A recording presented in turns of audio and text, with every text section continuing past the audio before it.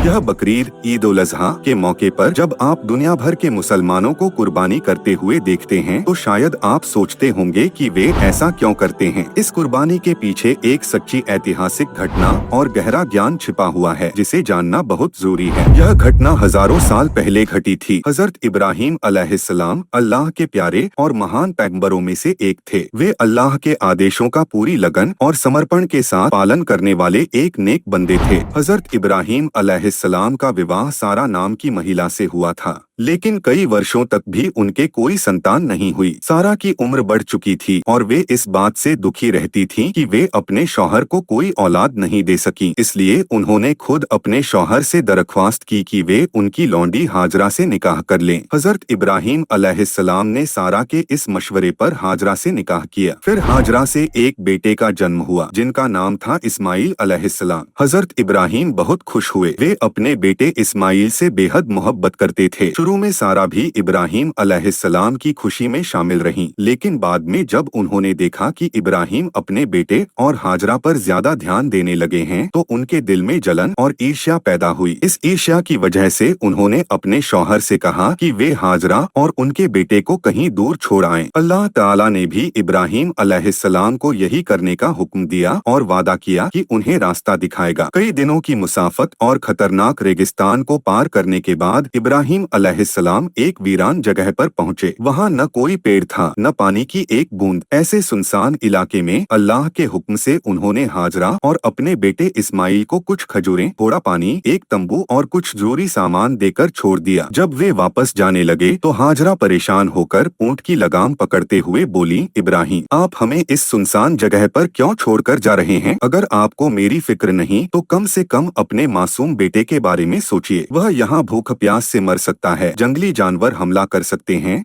हजरत इब्राहिम अलैहिस्सलाम ने आसमान की ओर देखा और बोले, मैं यह सब अपने मन से नहीं कर रहा हूँ, यह अल्लाह का हुक्म है। यह सुनकर हाजरा को सुकून मिला। उन्होंने आंसू पोंछते हुए कहा, अगर यह अल्लाह की मर्जी है तो यकीनन वह हमें अकेला नहीं छोड़ेगा। इसके बाद जब इब्राहिम अलैहिस्सलाम दूर दूर तक चलने लगे तो उनका दिल भारी होता गया। अपने बुजुर्गी की उम्र में पाए गए इकलौते बेटे को ऐसे वीराने में छोड़ जाना उनके लिए बहुत मुश्किल था, लेकिन उन्होंने समझा कि यह अल्लाह की तरफ से एक परीक्षा है जिसमें उन्हें अपनी वफादारी साबित करनी है। उन्होंने अल्लाह से दुआ की, ऐ मेरे रब, मैंने अपनी औलाद को तेरे पवित्र घर काबा के करीब इस वीरान घाटी में बसा दिया है ताकि वे यहाँ तेरी इबादत कायम करें। तू लोगों के दिलों में इनके लिए मोहब्बत पैदा कर और इन्हें रोजी और सहूलियतें अता फरमा। कुछ दिनों के बाद हजरत हाजरा और उनके पास जो खाना और पानी था वह खत्म हो गया। वह अपने नवजात बेटे इस्माइल के साथ भूख और प्यास से परेशान होने लगी। दूध न होने के कारण वह बच्चे को दूध भी नहीं पिला पा रही थी। बच्चा भूख से रो रहा था और करुणामयी आवाज निकाल रहा था। हाजरा की आंखों से आंसू बहने लगे। वे अपने बच्चे को जमीन पर छोड़कर खाने और पानी की तलाश में निकल पड़ी। बच्चे की हालत देखकर उनका दिल तड़प उठा। उन्होंने चारों ओर देखा तो उन्हें पास में सफा पहाड़ी नजर आई। वे उस पर चढ़ गईं। फिर नीचे उतरकर इधर उधर देखा कि शायद कोई इंसान नजर आए, कोई मदद मिल सके, लेकिन वहाँ कोई भी नहीं था। इसके बाद वे सफा से नीचे उतरकर घाटी में दौड़ती हुई मरवा पहाड़ी की ओर गईं। वहाँ चढ़कर भी चारों तरफ देखा, लेकिन वहाँ भी कोई नहीं था। इस तरह उन्होंने सफा और मरवा के बीच 7 बार दौड़ लगाई। उम्मीद थी कि कहीं से कोई इंसान या सहायता दिखेगी, लेकिन हर बार उन्हें निराशा ही हाथ लगी।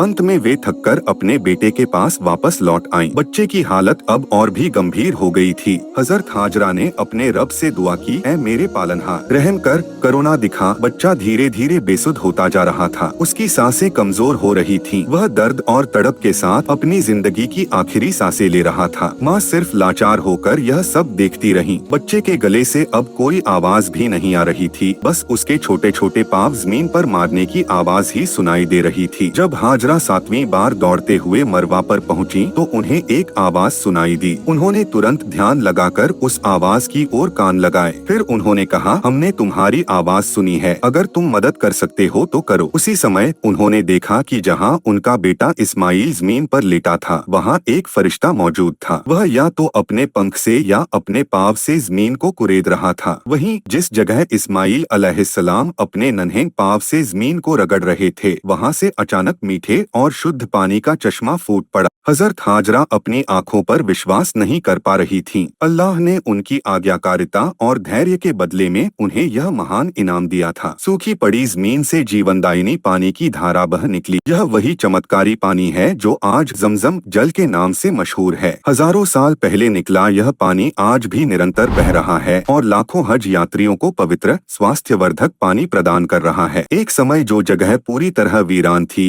आज वहीं जिंदगी की हलचल है और यह सब अल्लाह की रहमत और हाजरा की वफादारी का नतीजा है। इसके बाद दूर दराज के इलाकों से पक्षी उस पानी को देखकर अपनी प्यास बुझाने के लिए वहां आने लगे। यमन से आने वाली एक अरब कबीला जुरहुम कबीला ने देखा कि बहुत से पक्षी एक विशेष दिशा में उड़ रहे हैं। उन्होंने सोचा कि यह कोई पानी का स्रोत हो सकता है और उन्होंने कुछ लोगों को पता लगाने के लिए वहां भेजा। जब उनके लोग उस स्थान पर पहुंचे तो उन्होंने देखा कि वहां सच में पानी मौजूद है। वे वापस जाकर कबीले को इसकी सूचना दिए। इसके बाद वह कबीला उस स्थान पर आ गया। जब हजरत हाजरा ने देखा कि वह वीरान स्थान अब इंसानों से भरने लगा है तो उन्हें बहुत खुशी हुई। उन्होंने इसे अल्लाह की सुरक्षा और रहमत की निशानी समझा। अल्लाह ने उन लोगों के दिलों में हाजरा और उनके बेटे के प्रति दया और सहानुभूति भर दी थी। यही वह दुआ थी जो हजरत इब्राहिम अलैहिस्सलाम ने की थी और अल्लाह ने उसे कबूल किया। जुरहुम कबीले के लोग उस पानी के स्रोत जमजम का इस्तेमाल करने और उस जगह पर बसने के लिए हाजरा से अनुमति मांगी। हाजरा ने खुशी खुशी उन्हें इजाजत दी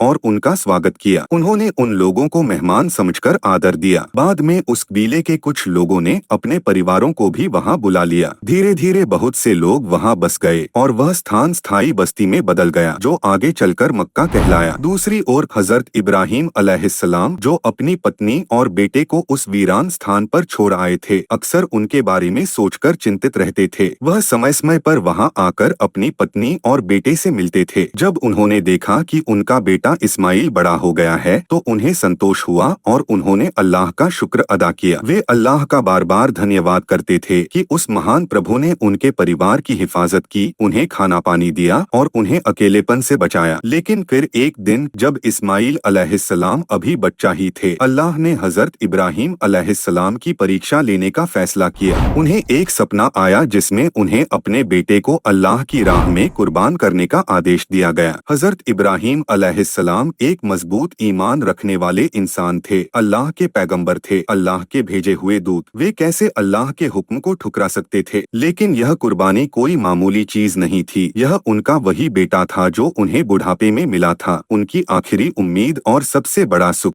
फिर भी ईमान और भरोसे के साथ हजरत इब्राहिम अलैहिस्सलाम मक्का की ओर रवाना हुए। अपने बेटे को यह बात बताना भी उनके लिए एक बहुत बड़ी परीक्षा थी। लेकिन उनके बेटे इस्माइल अलैहिस्सलाम भी एक सच्चे पैगंबर के बेटे थे। जब इब्राहिम अलैहिस्सलाम ने बेटे से यह सपना और अल्लाह का आदेश बताया तो इस्माइल अलैहिस्सलाम ने जवाब दिया, अब्बा जान, जो कुछ आपको आदेश मिला है उसे पूरा कीजिए। इंशाअल्लाह आप मुझे सब्र करने वालों में पाएंगे। देखिए, पिता और पुत्र दोनों किस हौसले और समर्पण के साथ अल्लाह के हुक्म को मानने के लिए तैयार हैं। दोनों अल्लाह की आज्ञा को पूरा करने के लिए पूरी तरह तैयार हैं। यही है ईमान की सबसे ऊंची मिसाल। इसके बाद हजरत इस्माइल अलैहिस्सलाम ने कहा कि मैं अल्लाह के आदेश के अनुसार कुर्बानी के लिए तैयार हूँ। उन्होंने अपने कपड़े उतार दिए और अपने पिता से कहा कि उन्हें अपनी माँ को सलाम कहना और ये कपड़े एक निशानी के तौर पर उन्हें दे देना। इस्माइल अलैहिस्सलाम को इस बात का डर था कि अगर कुर्बानी के वक्त उनके हाथ पांव हिलने लगे तो उनके पिता को तकलीफ होगी। इसलिए उन्होंने निवेदन किया कि उनके हाथ पैर बांध दिए जाएं ताकि वह बेचैनी से तड़पे नहीं। हजरत इब्राहिम अलैहिस्सलाम ने फिर अपनी तलवार को तेज किया ताकि उनके बेटे को दर्द न हो। उन्होंने अपने बेटे को गले से लगाया और रो पड़े। इसके बाद उन्होंने इस्माइल अलैहिस्सलाम को जमीन पर लिटाया, उनके हाथ पांव बांध दिए और भारी दिल के साथ आखिरी बार अपने बेटे को देखा। फिर उन्होंने अल्लाह के नाम पर तलवार उठाई और इस्माइल अलैहिस्सलाम की गर्दन पर वार किया, लेकिन तलवार ने कुछ नहीं काटा। इस्माइल अलैहिस्सलाम ने सोचा कि शायद उनके पिता पूरी ताकत से तलवार नहीं चला रहे हैं, इसलिए उन्होंने कहा, अब्बा जान, आप पूरी ताकत से वार कीजिए। इब्राहिम अलैहिस्सलाम ने फिर से वार किया, लेकिन फिर भी तलवार ने इस्माइल की गर्दन को नहीं काटा। इब्राहिम अलैहिस्सलाम इस पर हैरान हो गए। उन्होंने सोचा कि शायद मुझसे ही कोई कमी रह गई है। तब उन्होंने अल्लाह से दुआ की कि अगर उन्होंने कोई कमी की हो तो माफ किया जाए। फिर अल्लाह की तरफ से आवाज आई, ए इब्राहिम, तुमने अपना सपना सच्चा कर दिखाया, हमने तुम्हारी आजमाइश को पूरा माना और तुम्हें इनाम दिया। इस घटना ने साबित कर दिया कि अल्लाह को किसी की जान नहीं चाहिए बल्कि उसकी वफादारी, ईमान और ताजीम चाहिए। इसके बाद अल्लाह की रहमत से एक बड़ा मेंढा गोस्फांद वहाँ दिखाई दिया जिसे इब्राहिम अलैहिस्सलाम ने अपने बेटे की जगह कुर्बान किया। जो तलवार इस्माइल अलैहिस्सलाम की गर्दन पर नहीं चली थी, वही तलवार उस मेंढे की गर्दन पर तुरंत चल गई। इस महान घटना की याद में दुनिया भर के मुसलमान हर साल ईद उल अजहा के मौके पर कुर्बानी करते हैं। बकरीद ईद उल अजहा हमें सिखाती है सच्चा ईमान, अल्लाह के लिए त्याग और उसकी आज्ञा के प्रति पूर्ण समर्पण। तलवार में काटने की ताकत हो सकती है, लेकिन कुर्बानी के लिए जरूरी है धैर्य, विश्वास और अल्लाह पर भरोसा। अल्लाह हमें हजरत इब्राहिम और हजरत इस्माइल अलैहिस्सलाम की तरह त्याग, समर्पण और तेरे मार्ग पर डटे रहने का जज्बा अता फरमा। आमीन। ऐसी इस्लामी ऐतिहासिक वीडियोस, नबियों की जिंदगी और उनके चमत्कारों और सहाबा की प्रेरणादायक कहानियां लेकर हम आपके पास आ रहे हैं, तो देर मत कीजिए, हमारे चैनल को जरूर सब्सक्राइब कीजिए।